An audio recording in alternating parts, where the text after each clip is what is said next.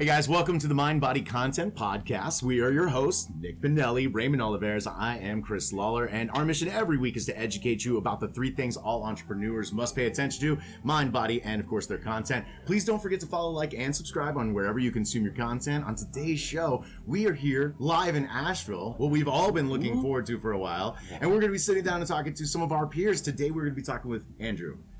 Hello. How's everybody doing today? I mean, seriously, it's so cool that we're all here in person live. It's a beautiful day. Isn't it? And the weather is optimal. Wow. He's a very formal talker on the podcast. And I'm enjoying myself with my peers. You sound like you're wearing a tux. Asheville. Although the people sound can see like not you're wearing a a closet tux right They now. can't hear it. I have a They tux. can't hear that he's not wearing a tux. That's right. But they can see he's wearing a But they tux. can see. Thank Go you to for having YouTube, me. listeners. Yeah, no. Watch this on... Thanks for coming on. I mean, obviously, this is the live event we've all been waiting for. right. I know everybody's Yes. been looking forward to this for a few months and stuff.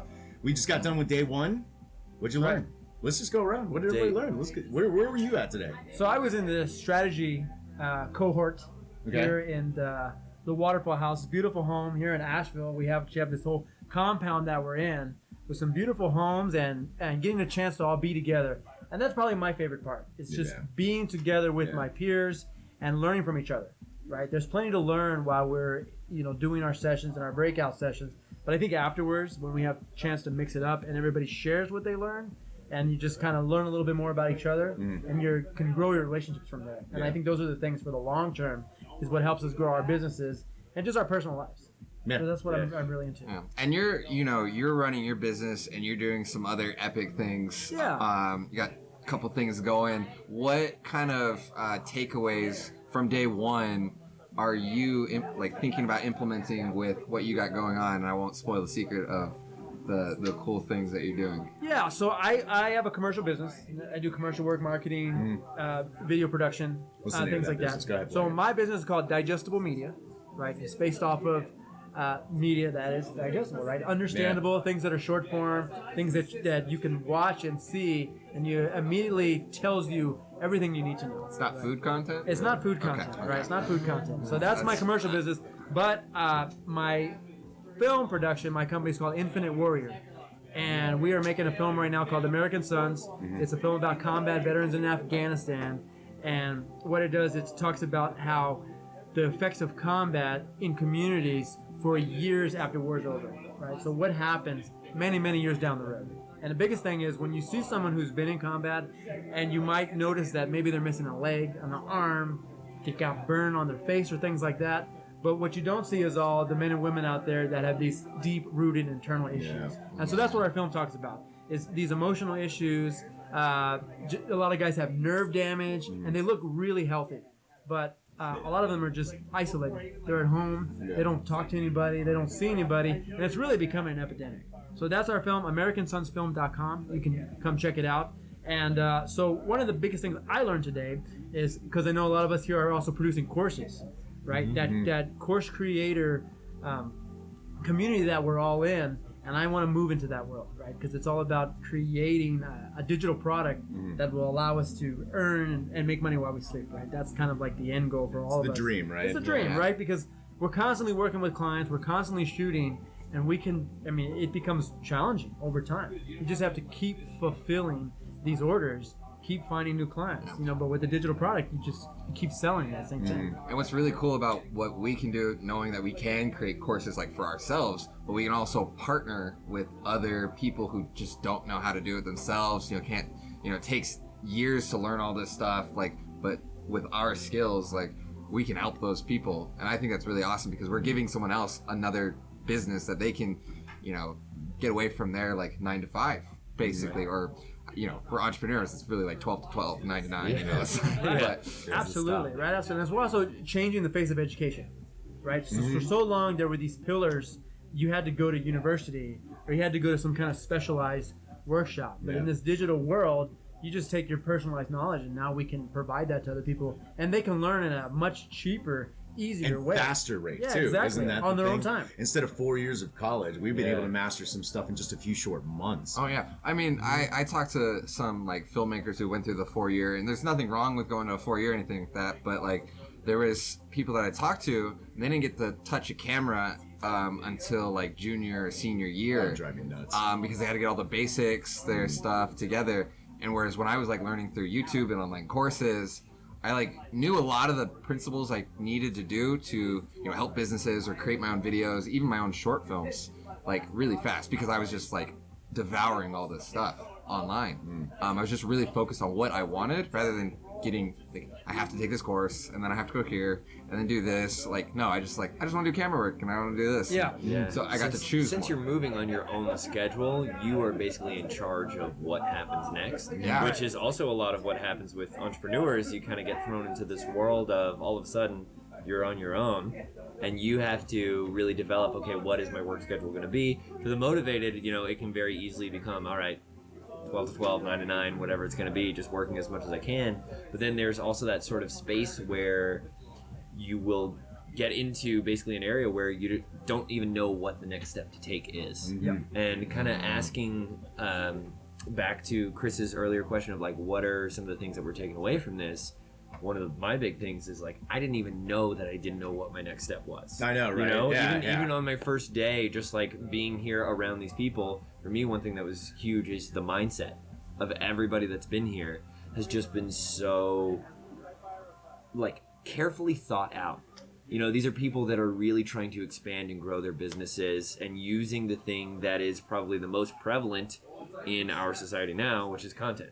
And how can we give content that will be valuable to other people? That's right. And so this content that you're creating is like, it's an incredibly gripping story. It's fascinating, and it's something that has a very well built-in like market. There are a lot of people that are going to be very interested in what you're doing. That's right. So another question I had for you, Andrew, is to do a film. Many of us come to the content strategy world from filmmaking. And we all have this grandiose idea of making a really awesome film.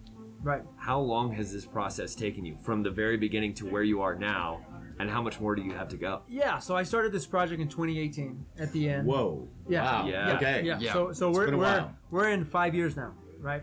And we On still one have more. film. Yeah, we still 5 have more years to on go. one film, We and still more to have go. more to go. Now films can be made shorter, right? Just not my film, right? And documentary films normally you're following the story, right? You can go and do, let's say, like an archival film about someone famous, let's say Davy Crockett or just some famous figure. You find the information, you do some interviews, you cut it together, and you put some stuff on it. And your film can be done in a year, right? But when you're following the story and it's unfolding in real time, you can't rush that, right?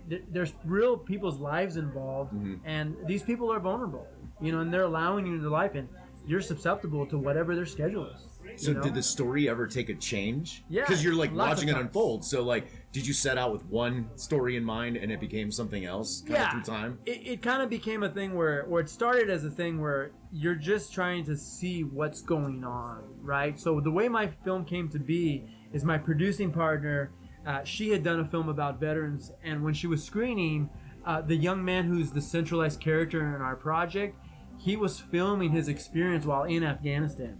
Well, shortly after that, he died in the field. He stepped on an IED and he exploded, which is very common, right? In Afghanistan, there are these things called IEDs, improvised explosive devices, and they're just as they sound. They're made out of things like fertilizer and just different components, pieces of metal, sometimes just shards of plastic, and they will make huge explosions, right? So they bury them in the soft sand, and guys will step on it and they'll get blown up.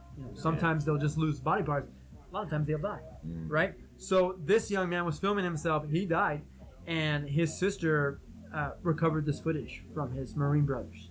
And it showed up in my producing partner's lap one day after one of her screenings. She held on to it for 7 years until I came along. And I was blown away by this whole concept. And at the time, I was just ready. I said, I want to make a feature film. That was it. I didn't have any, I wasn't like, man, I'm really into veteran stories or anything. I said, I want to make a feature film. I want to do something compelling.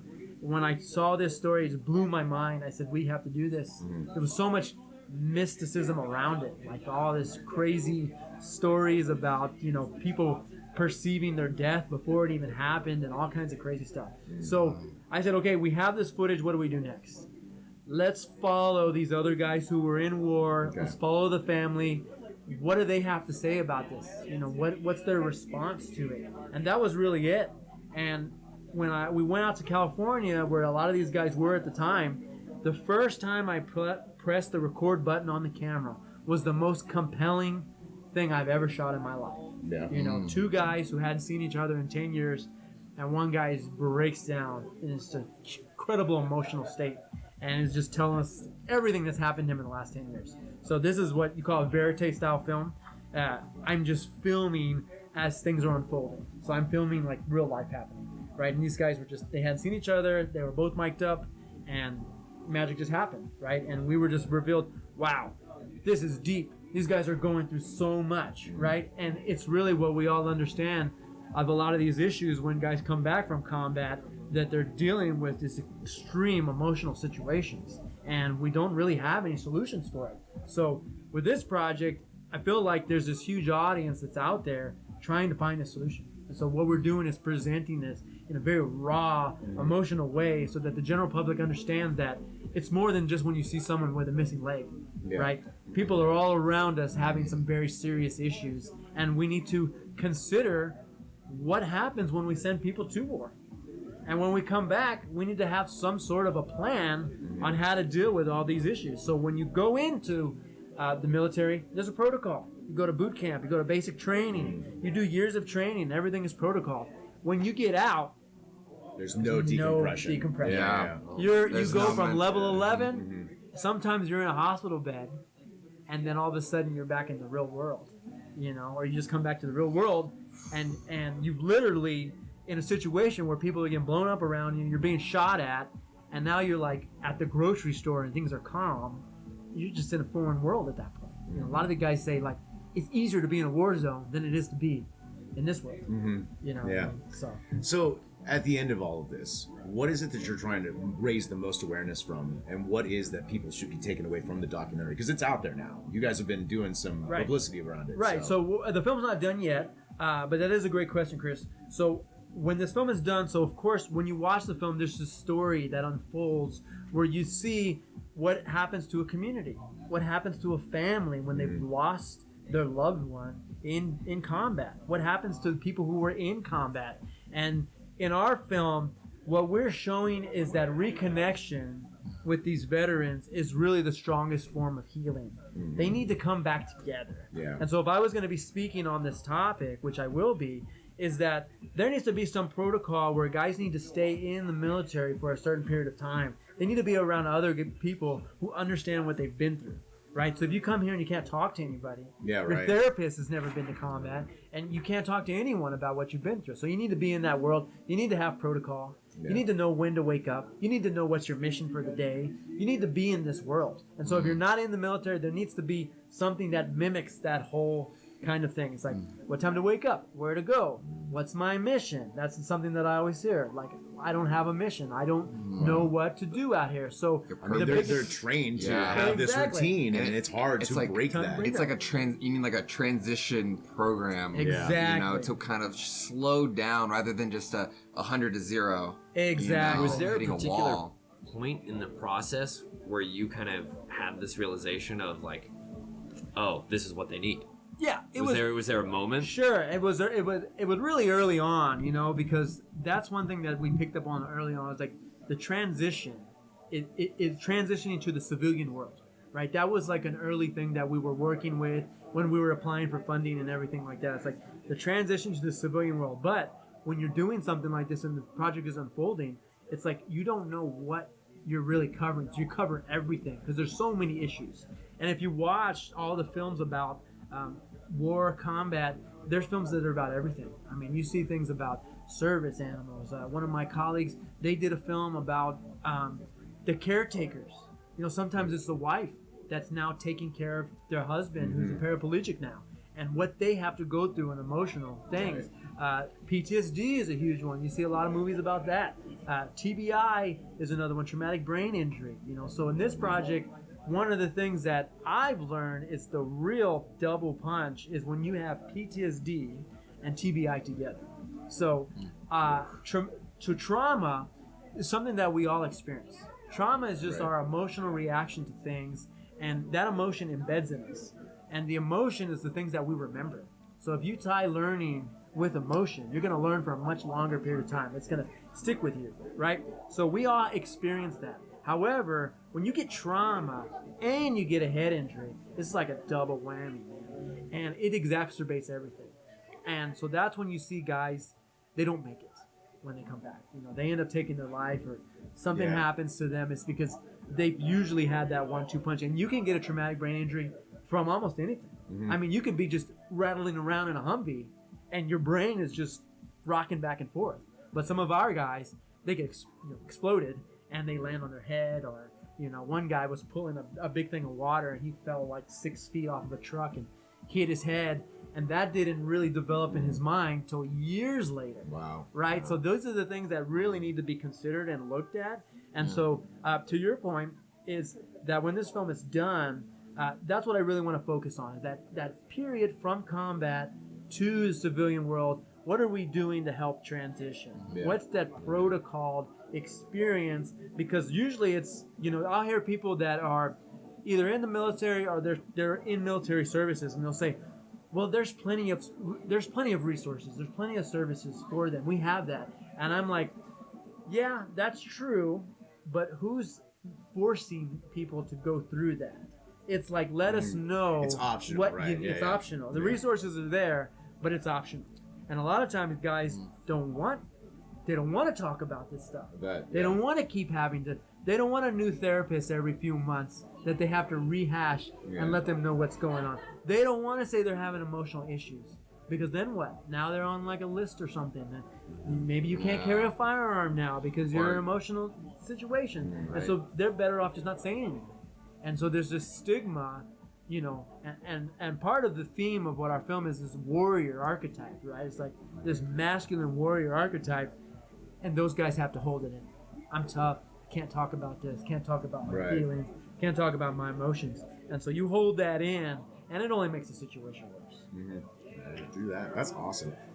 If I've ever heard about content with a purpose, that sounds like it to me. Thank you. I mean, that's what I was gonna say. You hear that story and you're like, wow. Here we are in this like amazing space learning about content, and then you hear other people doing these incredible things and you're like, I want to do more. But what you're doing is essentially using content to get an incredible story out. Absolutely. You know what I mean? Shed light on something. And there's and I would think like this film is not going to be the only piece of content that you create around this subject, right? There's there's gonna be just between even the trailer for the film or like any outreach that you do, there's so much awareness and content that will need to be created to get this thing out there. Yeah. So Nick, this is so our distribution is through PBS, which is public media is what you would call that. And so with public media, you know, that's television. 56 minutes and 40 seconds. That's time limit, right? Because they gotta drop in all these little kind of advertising things, slugs that happen in there. But when we do the film festival, you know, could be 80 minutes. I don't know what the extended version is. Okay, so you're talking about, let's just say, a 75-minute film. I've shot 150 hours of footage, and some of this stuff is that's a lot. The fact that some of this stuff can't make it in the film because it's not really part of the strong narrative.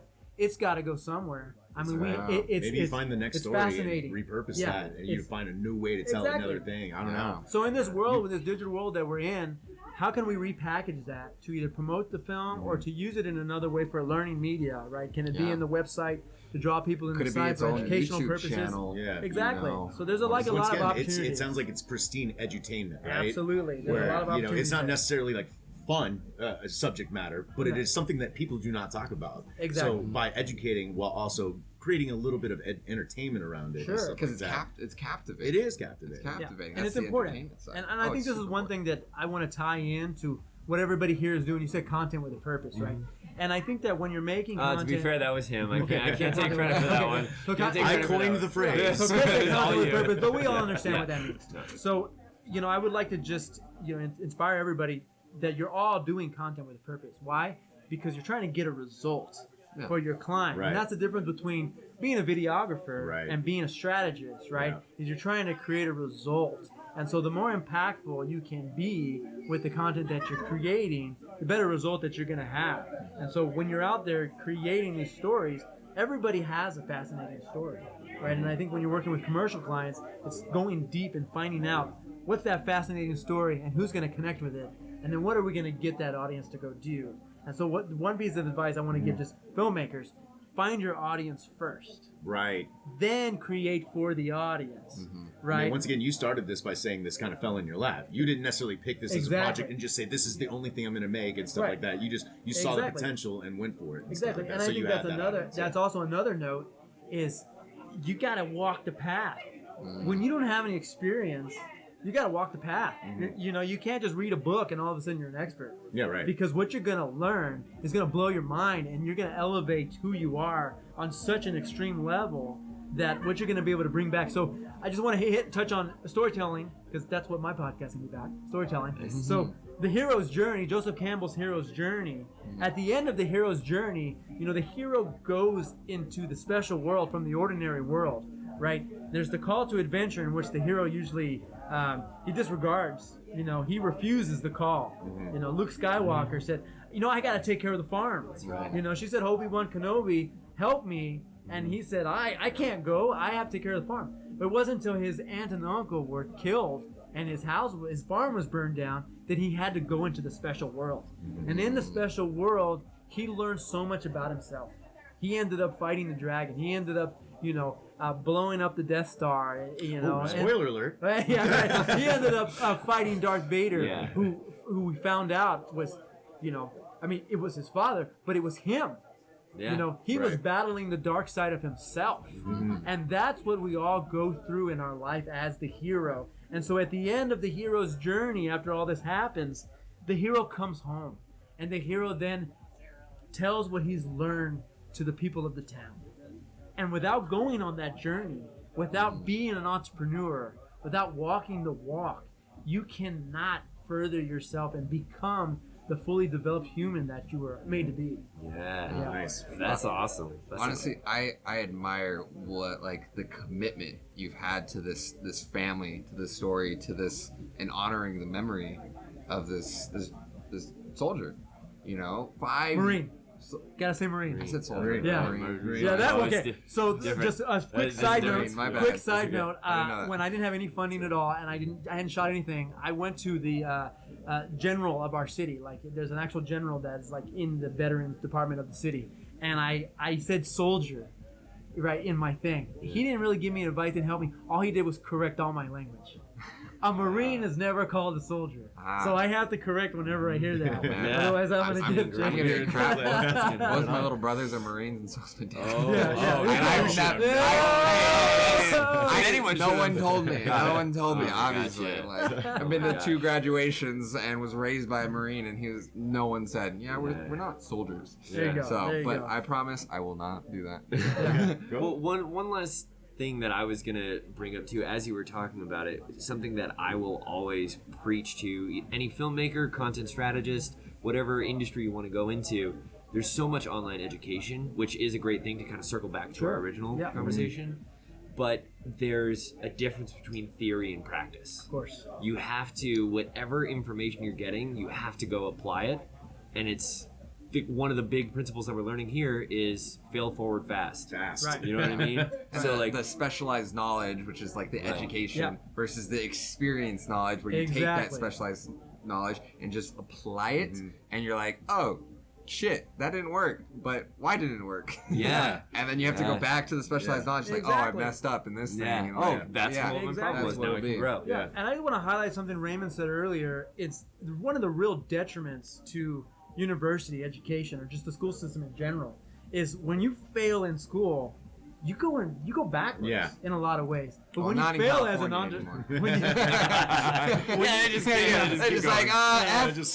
we just curve it? Send them along. Give them a 5. Well, the next word in fail is an A. The Yeah, next there you letter go. in fail is an A. So There it you go. averages out. But what I'm going to say is that as an entrepreneur, that failure is very key to the next situation of your growth. That's actually your level up. Right? You want to fail as fast as possible to get to that next iteration of what you're doing. There's no participation trophy given to me by failing for a client. Exactly. They don't be like, oh, it's okay next time. They're like, where's my money? Exactly. So you have to recreate. You have to recreate yourself. And I think that the school system, they really could learn a lot from entrepreneurship. It's like that's how they can make kids a lot more resilient for the real world, is to somehow make some process where the failure is a learning situation.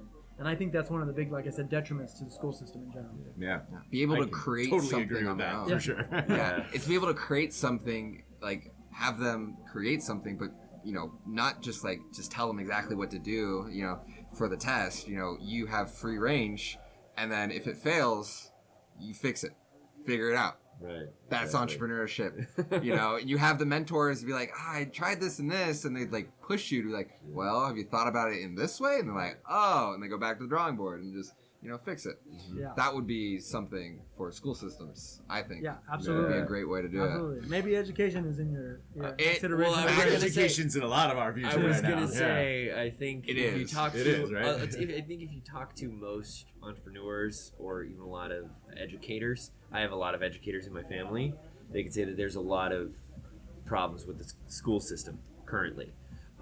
So that is actually an area that's very important for me, and where we want to focus a lot of our content strategy on is like helping highlight. And this actually goes a little bit too earlier to what you were saying about content with a purpose. Yeah. Like, because our business is so client involved, we can't take very many clients. So we can be very active and very picky about the businesses that we choose. That's right. And though we basically have like a power or almost responsibility to pick businesses that we think are going to help the society in some way, because this skill that we have is like, okay, if you're going to apply it the right way, it can really work. It can, and if you promote the wrong thing, it can be a detriment to the society. So you got to Totally. also be very important, very picky about what you're doing. Yeah, that's why I have to pick clients with a moral compass. Yes. Like I can't, support a Yeah, Ponzi of course. scheme, right? Yeah. Right. And so. I always, I get clients who don't want to get on social media because they're afraid that they're just going to be drowned out by all the noise. And I was like, okay. But they also get angry. Here's a key point. They also get angry at what's out there. They're like, this crap is not good. They're telling them the wrong things. I was like, okay, so why don't you have anything combating that? And they're like, because I don't know how to do it. I'm like, well, start, because if you don't, no one else is going to do it for you. Yep. Yeah. And if you think you're so valuable Exactly. and what you have to say is going to help someone, by you not sharing it is taking away someone else's opportunity to learn from you. Exactly. awesome. I think there's a tremendous opportunity there, because in today's world, there's just the desire to censor things that people don't like. Yeah. And the only way to combat stuff that people don't like is by putting out stuff that people do like. Like, put more good information. If you don't like the bad information, put out some good information. Yeah, And that's the way we need to continue to be a free and open society, and have debates and be able to have conversations with each other. Yeah. So this idea of just censoring something you don't like, it's a very slippery slope, and a world that I don't really want to participate in. No, Yeah. me neither. Yeah. See? Right? Let's walk. Yeah. We're out of here. Actually, I'm out of here. Well, I guess that's a What great was I gonna note. say? Well, I mean, I want to thank all of you guys. I think it's awesome that we're all here in person. Yeah. Andrew, I want to thank you for telling us that awesome story. You're welcome. Is there a release date or anything that we should know? Any information that you want to pump out there about this Yeah, movie? so we're trying to release by next year. I'm not sure that's going to happen. Okay. And part of the reason this is the first time you hear this. So part of the reason is because the course that I'm wanting to build is essentially how to win funding for your film. Okay. Now, since this is a new We're running out of course time, but that's a idea, whole other since great this is a content. new yeah. course idea, I'm like, should I give myself another year to try to win some more funding, because it'll, be better for my overall what I'm trying to teach? Do I give myself more of that leeway to do that, or do I hurry up and just finish so I can move on to the next thing? So with every new opportunity, there are new things to consider. So you have to just either stick with it or just move ahead. One of the two things. Well, could you start like building at least the marketing material to like get some feelers out there, like start marketing what you have?